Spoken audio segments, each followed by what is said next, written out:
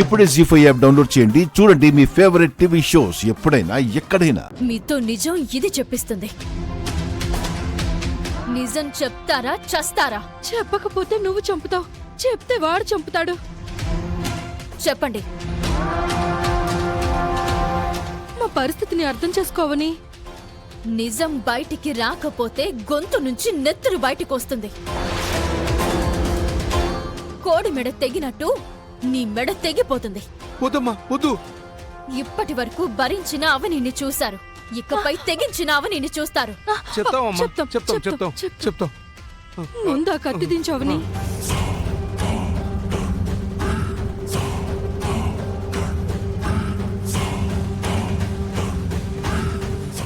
అక్షయ్ని వాళ్ళు ఎవరో భైరవ అనే మాంత్రికుడి దగ్గరికి తీసుకెళ్లారవని.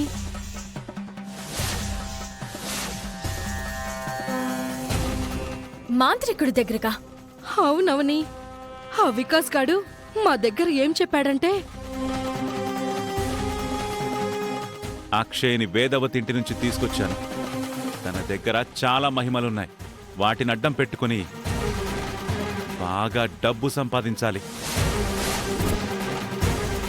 వాడు మాతో చెప్పింది నీతో యాజిటీస్గా చెప్పామమ్మా.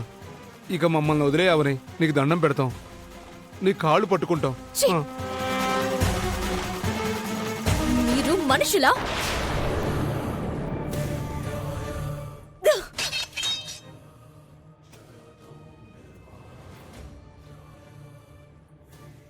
వికాస్ గాడు చేస్తున్న పాపంలో నిహారికకు కూడా వాటా ఉందన్న విషయం మనం దాచిపెట్టి మంచి పని చేశామండి. లేదంటే ముందు నిహారిక మీద ఉప్పెనలా పడిపోయేది. ఎవరు పడితే వాళ్ళు వచ్చి మనతో ఫుట్బాల్ ఆడుకుంటున్నారు. అవును, అసలు అవని అక్షయ్ గురించి అంత ప్రత్యేకించి ఎందుకు అడిగింది? అక్కడ అక్షయ్ పరిస్థితి ఏంటో.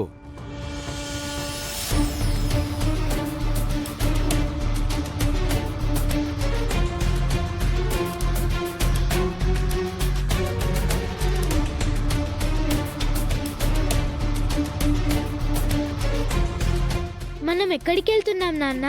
ఇంటికమ్మా. ఇంటికైతే ఇటు కాదు కదా. అటువైపు రోడ్డు బ్లాక్ అయింది, అందుకే ఇటు నుంచి వెళ్తున్నాం. అవునా? మనం ఇంటికి వెళ్ళిన తర్వాత అన్ని విషయాలు నీకు తెలుస్తాయి అక్షయ.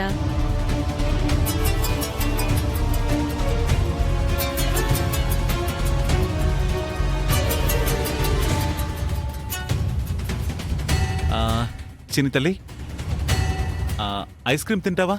వద్దు నాన్న, జలుబు చేస్తుంది. ఒక్క ఐస్ క్రీమ్కి ఏం కాదులేమ్మా.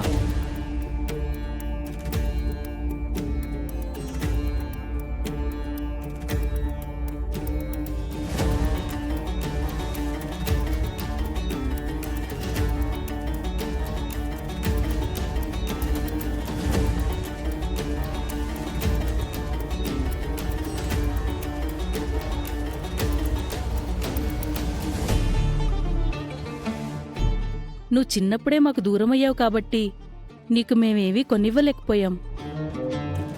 అందుకే ఇప్పుడు నీకోసం అన్నీ చేయాలి అనుకుంటున్నాం.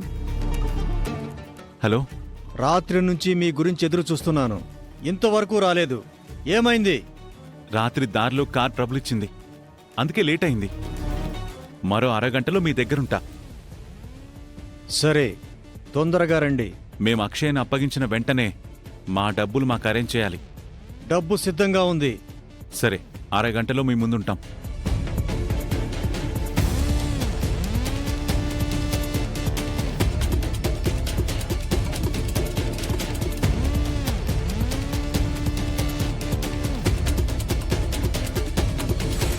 మీ నాన్న నీ గురించి ఏదైనా చేస్తాడమ్మా.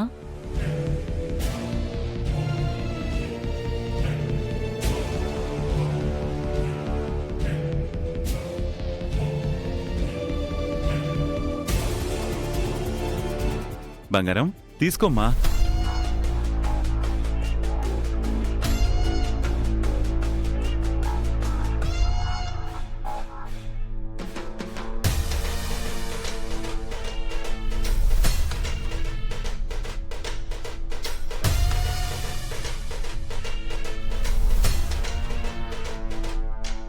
నా కోఆపరేషన్ని గుర్తించి నా వాటా నాకివ్వాలి.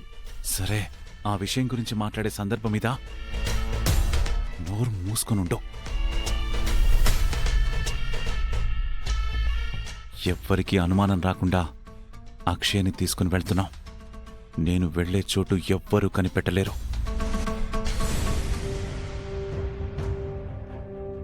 వదినా వదినా, అవని ఏమన్నా వచ్చిందా? ఫ్రెండ్స్ అందరికీ ఫోన్ చేశాను వదినా, వాళ్ళందరూ అవని రాలేదని చెప్తున్నారు. నీ దగ్గరికి ఏమైనా వచ్చిందేమోనని నీకు ఫోన్ చేశాను. రాలేదా? సరే వదినా, ఉంటాను. ఛా, సుజాత వదిన ఇంటికి కూడా వెళ్ళలేదంటమ్మా. ఇంకెక్కడికి వెళ్ళుంటుంది?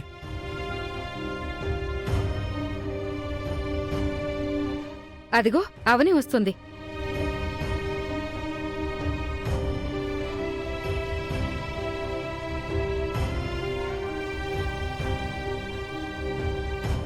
అవని, ఫోన్ కూడా తీసుకోకుండా ఎక్కడికి వెళ్ళావు? నీకోసం అందరికీ ఫోన్ చేశాను.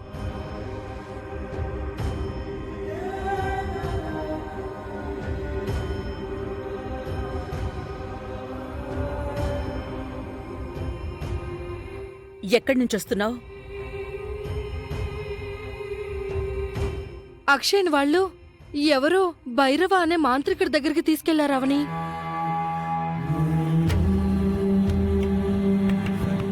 అడిగిన దానికి సమాధానం చెప్పకుండా మౌనంగా ఉంటావేంటమ్మా?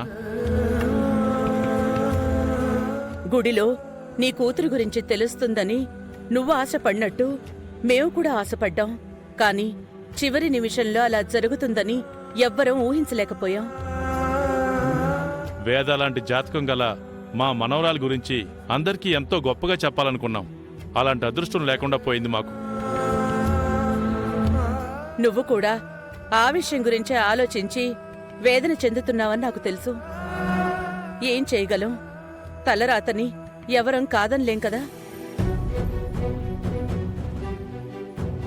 అదృష్టవ కొద్దీ అక్షయ్ తల్లిదండ్రులెవరో తెలిసిపోయింది. దురదృష్టం కొద్దీ అవనికి కూతురు గురించి ఇంకా తెలియలేదు.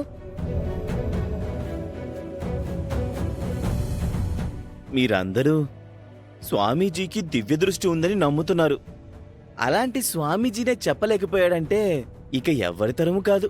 కష్టం, ఏం చేయలేం. అనకూడదు కానీ అవని ఇంక జీవితాంతం దిగులుతో బతకాల్సిందే. అవని దురదృష్టవంతురాలుగా మారిపోయిందనుకున్న ప్రతిసారి ఏదో ఒక అద్భుతం జరుగుతూ వస్తుంది. ఏం తొందరపడకండి.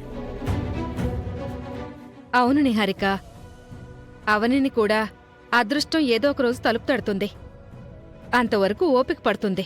అలాగే ఓటమిని అంగీకరించకుండా పోరాడుతూనే ఉంటుంది. ఏమో వసంత గారు, పరిస్థితులను బట్టి నాకేం అర్థమవుతుందంటే ఇంక మనింటికి ఏకైక వారసురాలు శౌర్య అని అనిపిస్తుంది. జీ5 యాప్ డౌన్లోడ్ చేసి అన్ని ఎపిసోడ్స్ పూర్తి ఉచితంగా చూడండి.